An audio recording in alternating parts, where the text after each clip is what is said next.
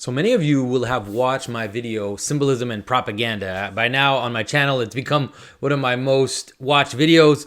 And I see a lot of commenters talk about the problem, noticing in the stories these strange figures of, the woman who beats all the men up and humiliates them. And I see a lot of people complain about it, but I don't see a lot of people understand why it is that this is happening. What mechanism is bringing about this type of narrative? And so I thought that it would be a good idea to go into understanding the relationship between hierarchy, the desire for equality, and how this desire for equality actually leads to inversion, to upside down behavior. And so hopefully we can go through a few stories. I can try to explain it to you as much as I can.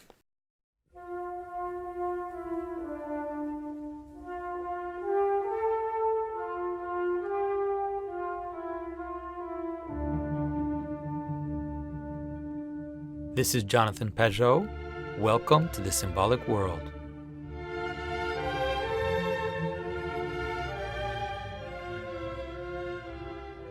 Now, our culture is obsessed with freedom. Freedom is one of the main qualities ever since the Enlightenment, this idea that men should be free, that people should be free, that hierarchy itself is dubious. The notion that something that is above you will necessarily be tyrannical, will necessarily show itself as imposing order and doing it violently or through abuse. And so, of course, this is possible. This has happened numerous times in history, but it is not the only way that things can lay themselves out.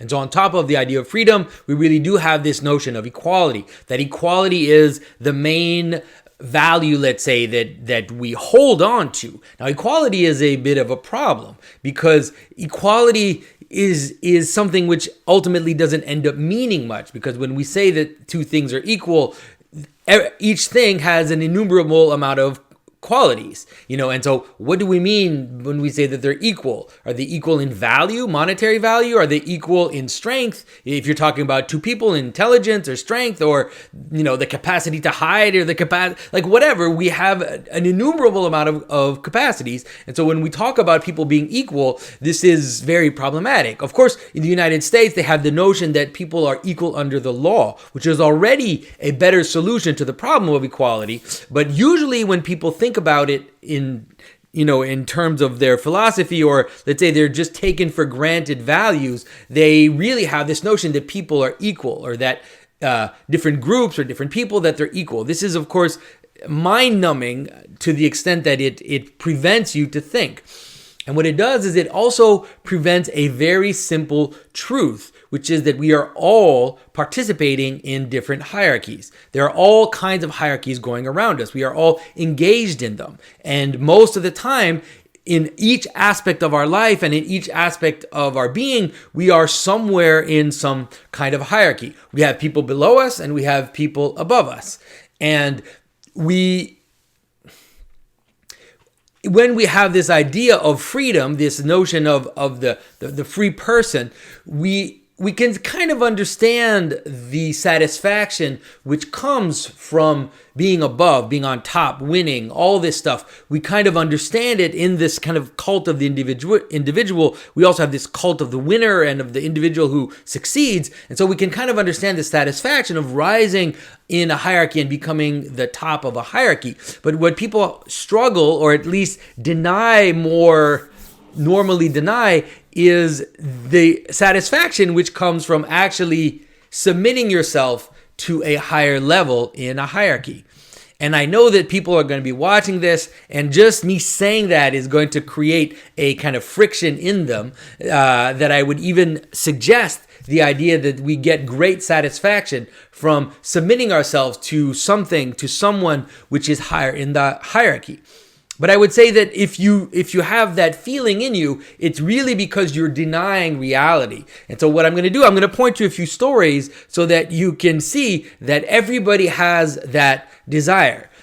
In popular culture, we still have tropes of this satisfaction of submitting yourself to something which is above you. The main trope that you can imagine is, for example, the knight who looks for a king that is worthy so that the knight will give service to that king. We also have the trope of the student. In Kung Fu movies, for example, the trope of the student who is looking, who is yearning to find a master and submit themselves to a master. One of the reasons why people liked the first Star Wars movie so much was the fact that you have this kind of irascible Luke character that can't find his way, that is kind of hungry, kind of looking for meaning. And when he finally meets Obi-Wan, he is able to become his apprentice, and that relationship, it can be fraught, can be frustrating, but you find great satisfaction in actually seeing a student get put in his place by the master. One of the best versions of this story was in The Karate Kid, where the young man comes to this karate master, and the guy says he's going to teach him. And at first, it looks like the karate master is actually abusing the young man. He's forcing him to paint his fence, to wax his cars, and he's kind of doing this. And then he gets so frustrated, and he's like, "Well, when am I going to learn karate? You're teaching me all this stuff. It's useless. It's pointless. You're making me do all your chores. When am I going to learn?" And then you have this moment where the master puts the student back in his place as he's demonstrating to the student that everything that he has done was in order to elevate the student. Okay, so there's extreme satisfaction in finding that. And like I said, this whole idea of a knight who submits to a king, you can also see it in stories about coaches. All these movies that have a team, ragtag team, and finally at first they don't listen to the coach, and the coach finds a way to bring them together and to listen to what the coach is directing them to do, and then they win the championship, something like that. But the importance is to understand the great satisfaction that we find in seeing people submit themselves to a higher authority. Now, it's really important to be able to acknowledge that and to understand that it is something that we are all searching for, that we all have a desire to submit ourselves to a worthy authority, to something which is above us, which is worthy, which is worth our attention, which is worth our submission. And ultimately what that is really pointing us towards the whole idea that we need to be submitted to God, that we need to put ourselves below God. And that actually brings the greatest satisfaction.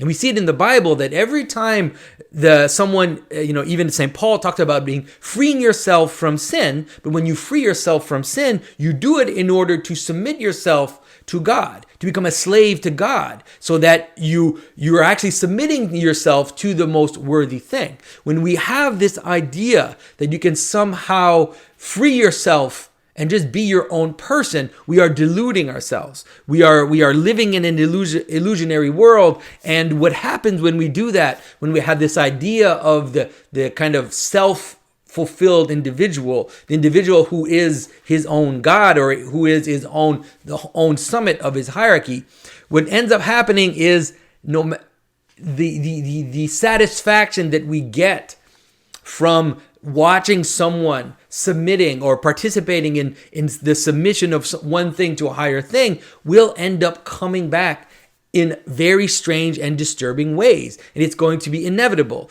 And we can see that in the modern world, the ultimate trope has been the trope of the underdog. The underdog has been a way to, on the one hand, signal that we don't believe in hierarchy, that hierarchy is somehow evil, that this idea that there's a team that's really, really good and a team that's really bad, that somehow there's something wrong about that.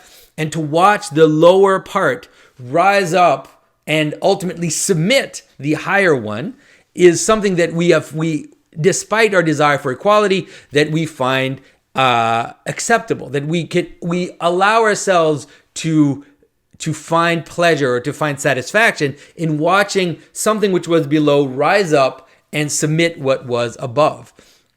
And the reason why we have that satisfaction is, like I said, because the desire to watch that, the desire to participate in that is in us. It is a part of being in the human world. It is a part of being human to want to submit yourself to something above you. And so what do you do when you have this this notion of equality. You have to find strategies in order to give people that satisfaction while at the same time denying the very structure. And so it creates all these very weird things. Now, the underdog isn't so bad because there are traditional versions of these stories of underdogs who kind of rise up and then take power. But as that way of thinking accelerates and takes up more and more room in our society, what we end up seeing is stranger versions of that, very stranger versions of that. And so imagine that you're making a commercial and you want to use that satisfaction. People are doing this unconsciously.